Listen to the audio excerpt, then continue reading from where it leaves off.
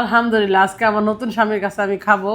কি কারণে আমার তো অনেক দিন যাবত আমার স্বামী ছাড়া আমি শাহিন, তুমি আমাকে তুলে খাওয়াবা? আমি তোমাকে তুলে খাওয়াইতে বললে তো একজন জান্নাতি মারে তুলে খাওয়ামু। আমি তাই না? এরকম একটা পরিবার পাইছি, ওর বিয়ে করছি, ওর বাচ্চারা হাফেজ। আমি যে তোমার সন্তান সহ বিয়ে করছি, তাহলে তোমার কোনো আপত্তি আছে আশা? আজকে আমি ফার্স্ট টাইম আমার স্বামীর কাছে তুলে খাইতেছি। নাও খাও, মানে আগে আগে মুখে এক্সাইটেড। খাও।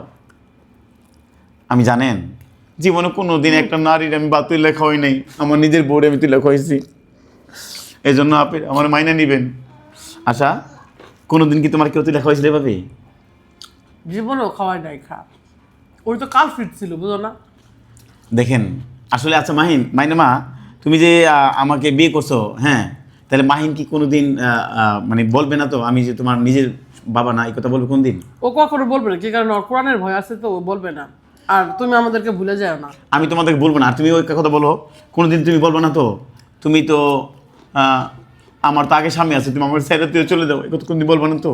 আরে শোনো, কেউ অতীত চিন্তা করে না, বর্তমানে চিন্তা করে। অতীত থুয়ে কেউ কোন দিনে বর্তমান থুয়ে কেউ কোনো অতীতে যায় না, এটা তুমি জানো না?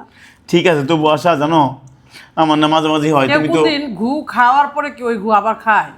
বলেন আপনারা। হুদাই শাহিন ভয় পাইতেছো না? দেখেন ওর স্বামী 3 বছর ধরে ওর রেখে চলে গেছে প্রবাসে, মাহিনকে আর মাহিমাকে থুয়ে। ও অনেক কান্না করে, তবুও আমি তারপর ডিসিশন নিয়েছিলাম, কইলাম তাহলে আমি আপনাকে বিয়ে করতে চাই। তখন মাহিনী বলছে আপনি আমার মাকে বিয়ে করবেন। আমি কথা শুনে মানে কী কমো, তখন বলার মতো কিছু ছিল না।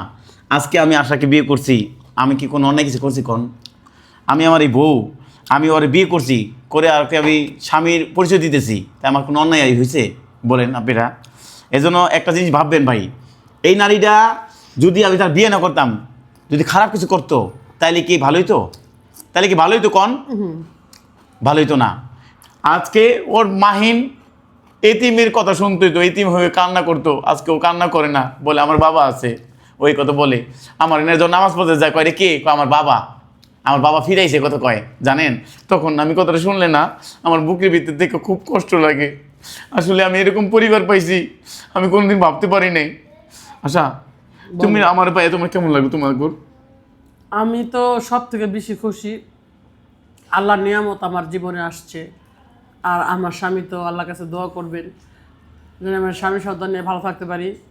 আর যে গাদ্দার চলে গেছে তার কথা তো মাথায় রাখি না, অতীত কখনো মাথায় রাখতে হয় না, অতীতকে ভুলে যেতে হয়, বর্তমানে থাকতে হয়। তুমি আমার বর্তমান, তুমি চিন্তা করবে না, আমি তোমার কোলে তুমি তো বড় লোকের মাইয়া, তুমি তো কোনদিন করবো না। তোর আমি টাকা পয়সা তো ছেড়ে দিলাম, বা পুলিশ দিয়ে আমার কোনদিনই করবো না তো? আরে কোনোদিনও করবো না, তোমাকে আমি তার জন্য কি বিয়ে করছি? আমার তো কোনো কাগজপত্র নাই, আমি তো কোরআনের সামনে তোমার বিয়ে করছি, তুমি কোরআনকে কোনদিন অস্বীকার করে করবে না তো? তুমি অবশ্যই করবো না। আর আপনারা আমাদেরকে ভালোভাবে দেখবেন আশা করি। আর কেউ পজিটিভলি দেখবেন, কেউ নেগেটিভ মাইন্ড নেবেন না। আর হলো আমাদের বিয়ে হয়েছে, দোয়া করেন যেন আমরা এইভাবে দোয়া করবেন। আমি জানি মাহিনে একটা হাফেজের বাবা হইতে পারছি, আমি কি কোনো অনেক কিছু করছি নি। আর ভিডিওটা কেমন হলো অবশ্যই লাইক কমেন্ট করে শেয়ার করে জানিয়ে দিবেন।